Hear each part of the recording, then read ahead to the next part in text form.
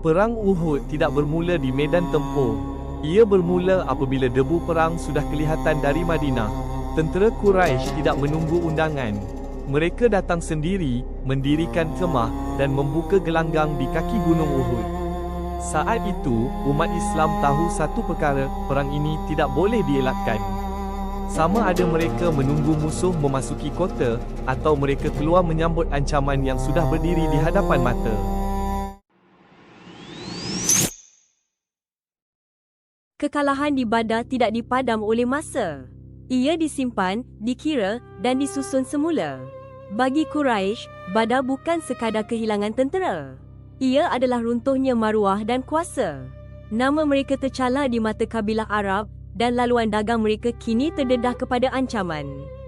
Kepimpinan Mekah kini berada di tangan Abu Sufyan bin Harb, seorang pemimpin yang tidak terburu-buru, tetapi tidak pernah melupakan dendam.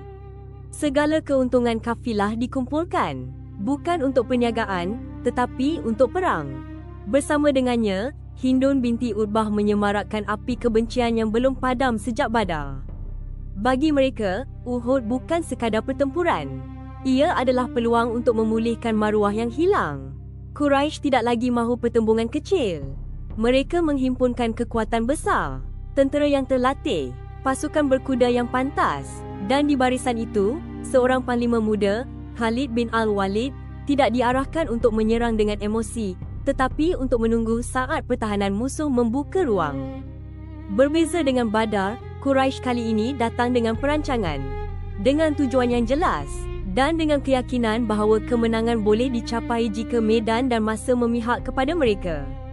Maka mereka bergerak, bukan untuk berunding, bukan untuk mengugut dari jauh, tetapi untuk berkemah dan membuka gelanggang perang di hadapan Madinah. Apabila berita pergerakan tentera Quraisy sampai ke Madinah, keadaan tidak lagi boleh ditangguhkan. Tentera musuh sudah berkemah di kaki Gunung Uhud. Perang kini berada di hadapan pintu kota.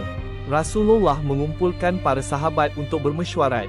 Baginda menilai keadaan dengan tenang dan berhati-hati. Dari sudut ketenteraan, Rasulullah cenderung mempertahankan Madinah. Lorong sempit, kebun kurma, dan rumah-rumah yang rapat memberi kelebihan besar kepada pasukan yang bertahan. Namun suara majoriti para sahabat, terutamanya golongan muda yang tidak menyertai Badar, mahu keluar berhadapan musuh di medan terbuka. Mereka tidak mahu Quraisy menyangka umat Islam gentar berdepan secara bersemuka.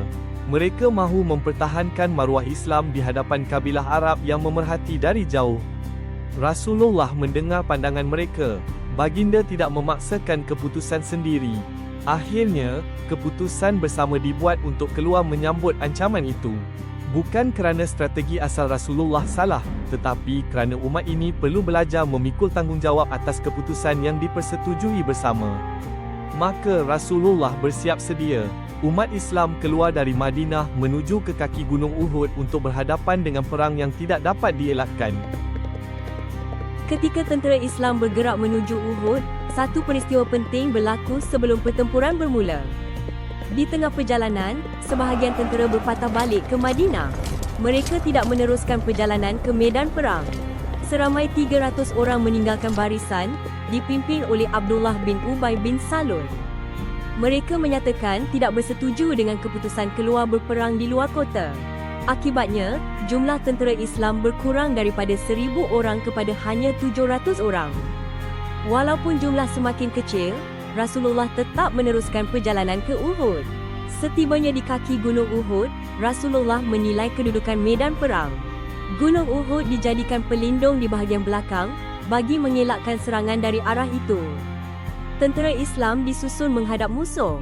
Kedudukan ini dipilih untuk menutup kekurangan bilangan tentera dengan kelebihan geografi. Di sebelah medan, Rasulullah menempatkan satu pasukan pemanah di atas sebuah bukit kecil. Bukit ini mengawal laluan terbuka yang boleh digunakan oleh pasukan berkuda Quraisy untuk menyerang dari belakang. Arahan diberikan dengan jelas. Pasukan pemanah tidak dibenarkan meninggalkan posisi mereka walau apa pun yang berlaku di medan hadapan. Susunan ini bertujuan menghalang kepungan musuh dan memastikan barisan tentera Islam kekal tersusun. Dengan susunan ini, kedua-dua pihak kini bersedia untuk berperang. Pertempuran di Uhud akan bermula tidak lama lagi. Pertempuran di Uhud bermula pada waktu pagi. Kedua-dua pihak bergerak keluar dari posisi masing-masing dan bertembung di medan terbuka. Pada peringkat awal, tentera Islam berada dalam kedudukan yang stabil. Barisan hadapan bertahan dengan baik, dan pasukan pemanah di atas bukit berjaya menghalang pergerakan pasukan berkuda Quraisy daripada menyerang dari arah belakang. Tekanan awal memihak kepada tentera Islam. Barisan Quraisy ditekan ke hadapan. Beberapa unit mereka berundur. Kedudukan musuh mula goyah. Pasukan berkuda Quraisy gagal mencari laluan untuk mengepung. Setiap cubaan menghampiri bahagian belakang barisan Islam dipatahkan oleh anak panah dari atas bukit. Pada ketika ini, susunan taktikal yang dirancang lebih awal berfungsi seperti yang diharapkan. Medan perang masih terkawal, arahan masih jelas, dan barisan tentera Islam masih bersatu. Namun pertempuran belum berakhir, kemenangan belum dipastikan. Di saat tekanan mula berkurang dan musuh kelihatan berundur, satu keputusan kecil akan mengubah keseluruhan perjalanan peperangan di Uhud. Pertempuran masih berlangsung di medan utama. Tekanan awal masih memihak kepada tentera Islam. Di atas bukit, pasukan pemanah melihat keadaan di bawah. Musuh kelihatan berundur. Sebahagian tentera Quraisy meninggalkan posisi. Sebahagian pemanah menyangka pertempuran hampir selesai. Mereka melihat harta dan kelengkapan ditinggalkan di medan. Arahan untuk kekal di posisi mula dipersoalkan. Walaupun arahan telah diberikan dengan jelas, sebahagian pasukan pemanah meninggalkan bukit dan turun ke medan pertempuran. Kedudukan bukit kini tidak lagi dilindungi sepenuhnya. Dari jauh, Khalid bin Al-Walid, komander pasukan berkuda Quraisy, memerhati perubahan ini. Beliau tidak menyerang secara terburu-buru. Beliau menunggu saat laluan belakang terbuka. Apabila bukit pemanah hampir kosong, pasukan berkuda Quraisy bergerak pantas. Mereka menggunakan laluan belakang yang sebelum ini dihalang sepenuhnya. Serangan dilakukan dari arah yang tidak dijangka. Barisan tentera Islam diserang dari belakang. Keadaan di medan berubah dengan cepat. Susunan barisan mula terganggu. Arahan sukar disampaikan. Tentera Islam kini berhadapan serangan dari dua arah. Di saat inilah, kelebihan awal bertukar menjadi tekanan besar. Dan perjalanan perang Uhud memasuki fasa yang paling kritikal. Serangan dari arah belakang mencetuskan kekacauan di medan. Barisan tentera Islam terpecah. Sebahagian berpaling arah. Sebahagian lain tidak mengetahui dari mana serangan datang. Arahan tidak sampai dengan jelas. Debu tebal memenuhi medan. Pertempuran berlaku secara terpisah-pisah. Dalam kekacauan ini, Rasulullah berada di tengah-tengah medan. Baginda cedera akibat lontaran batu. Wajah baginda berdarah. Gigi baginda patah. Kabar angin tersebar bahawa Rasulullah terbunuh. Sebahagian tentera menjadi lemah semangat. Sebahagian lain tetap bertahan dan mengelilingi baginda.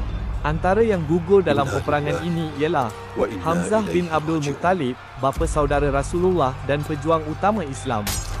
Beliau syahid di medan Uhud. Kematian Hamzah memberi kesan besar kepada tentera Islam. Namun pertempuran tidak terhenti serta-merta. Sebahagian sahabat terus mempertahankan Rasulullah walaupun keadaan semakin sukar.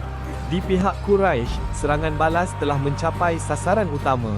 Namun mereka tidak meneruskan serangan secara menyeluruh. Tiada usaha dilakukan untuk menawan Madinah. Menjelang akhir pertempuran, Quraisy berundur dari medan Uhud.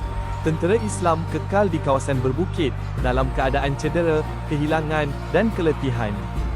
Peperangan Uhud berakhir tanpa kemenangan mutlak bagi mana-mana pihak. Namun kesannya menjadi pengajaran besar kepada umat Islam. Peristiwa Uhud ditegur secara langsung dalam Al-Quran. Allah berfirman dalam surah Al-Imran, ayat 152, "Dan sesungguhnya Allah telah menepati janjinya kepada kamu, ketika kamu membinasakan mereka dengan izinnya, sehingga ketika kamu lemah dan berselisih tentang perintah itu, serta menderhaka setelah diperlihatkan kepada kamu apa yang kamu sukai."